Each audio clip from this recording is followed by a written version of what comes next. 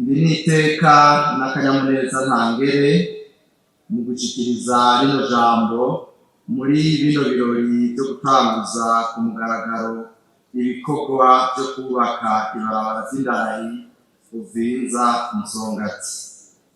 Iki gikorwa cyadukoranije si igikorwa gisanzwe kuko ari ikimenyetso cy'imbonakazoza y'ibihugu biriko biratera imbere, biriko birashira imitahe muri kazoza mu gukomeza iterambere mu gihugu no hanze y'igihugu, dushize imbere ivyo abenegihugu bakeneye.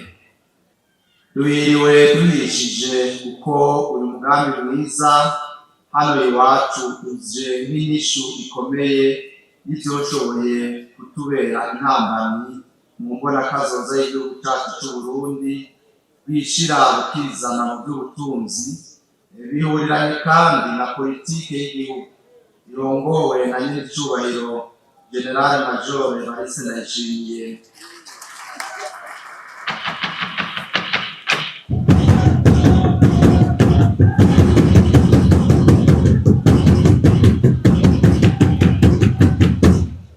Umukuru w'igihugu cacu ciza c'Uburundi atako atagize atuja imbere kugira dushike kuri uno munsi. Mumfashe kandi bubahwa mwese mu vyubahiro vyanyu tumukurire ubwatsi.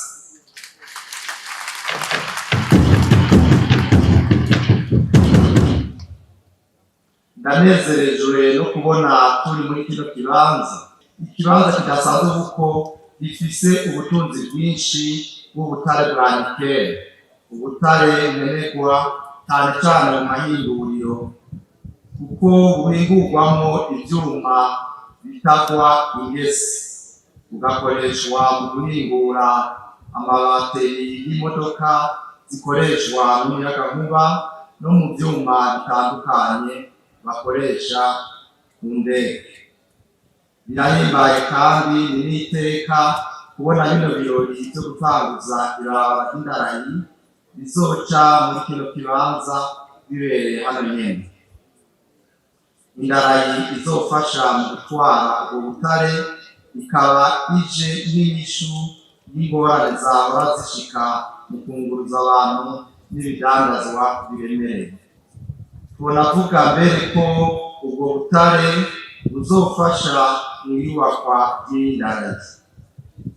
Tukaba twizera neza ko uwo mugambi dusangiye n'ibihugu bivukanye vyacu uzoshika ku ntumbero atangorane.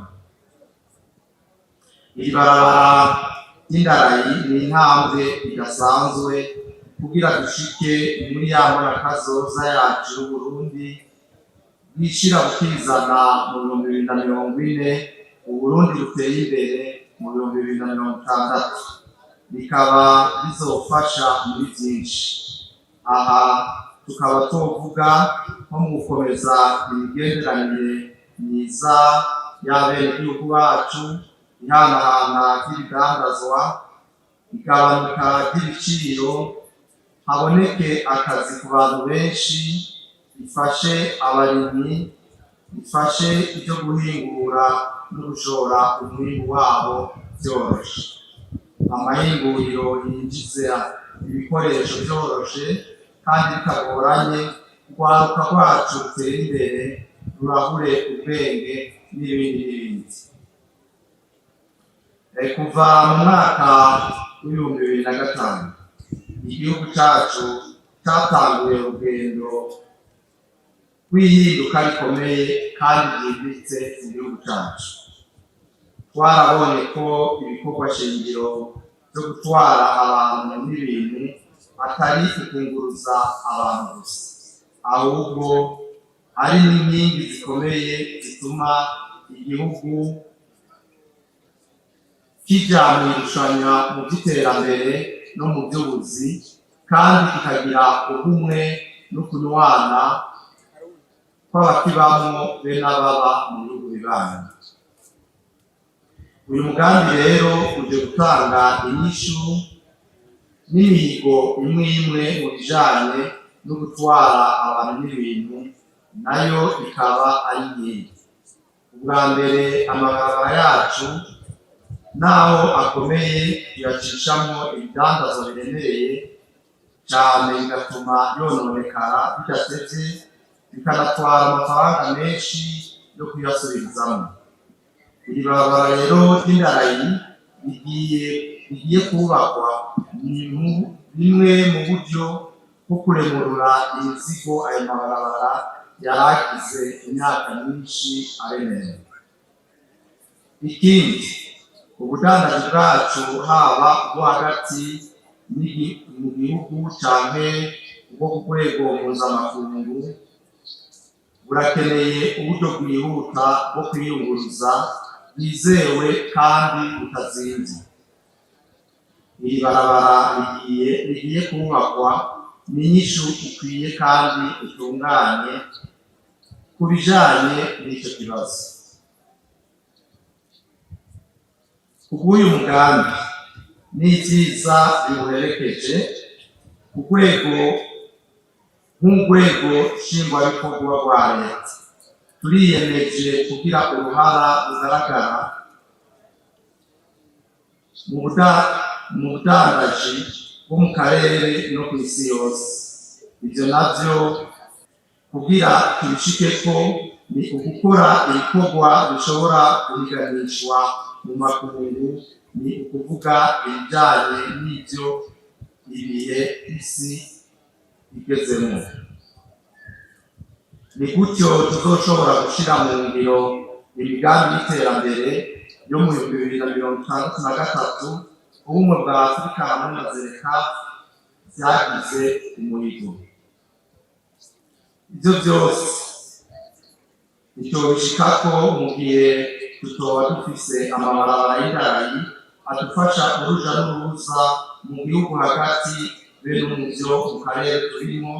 Ari naco gituma tuvuga ko iyi ndarayi ije nk'imoteri shasha tugiye kwinjiza mu mashine y'iterambere. N'icyubahiro umukuru w'igihugu, bubahwa mwese batumire bahiye. Iri barabara ry'indarayi rizotuzanira akarusho mu bintu bitandukanye.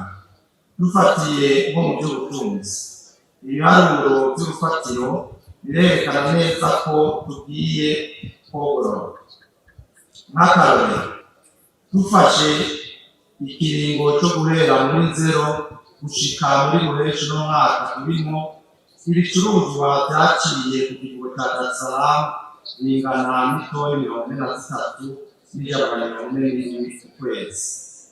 Ibicuruzwa bivuye i Dar es Salaam bikaza iwacu biciye mu ibarabara ry'ivu, tubicishije mu ibarabara ry'indarayi usanga tunguka amadolari 70 ku itoni imwe. Ugize ibiharuro bisanzwe ukabona ko ku kwezi tunguka amadolari miliyoni 3,000 birenga. Wabigwiza ku mwaka ugasanga tungutse amadolari ashika miliyoni 36. Mu myaka 10 zikaba miliyoni 332 zirenga. Abahinga babiharuye neza basanga amahera azokoreshwa kubakwa muri iyi ndarayi izoba yamaze kwisubiza mu myaka mike. Bisigura ko guhera icyo gihe hazoba hasigaye kubuka gusa. Ahantu mutabura ko twafashe gusa ibicuruzwa, tutavuze uruja n'uruza rw'abantu, ingenzi canke amatagisi tuzotoza ku bicuruzwa bizogaruka mu bihugu duhanahana imbibe nka Kongo n'u Rwanda. Igihugu kandi kizohungukira ku bijanye n'imibano, kuko inyuti ziba kure na kure zizoshobora kuramukanya byoroshe. Tuzokunguka kandi tuzokingira ibidukikije, kuko ibarabara ry'indarayi rizotuma hagabanuka ivyuka vyonona ikirere biva mu mamoteri y'amamodokari, eka n'ibindi vyinshi tutoshobora kudondagura ngo wese. nyenicubahiro umukuru w'igihugu cacu ciza c'Uburundi, bubahwa mwese batumire bayiri, twashaka gusozera rino jambo dusubira gukenguruka cane indongozi yacu ikazimiza yo yama imurikira abarundi kugira batere imbere mu bisata vyose. Ahacu nk'urwego nshingwabikorwa rwa leta y'Uburundi tukaba twiyemeje ko tuzokora ibishoboka vyose kugira uwo mugambi w'iteka ushike ku musozo ata ngorane, maze Uburundi bikunde bikande amabavu, bihanagure akuya, batambe batarike bigina indarayi y'abashwayemo. Murakoze, Imana iraheza.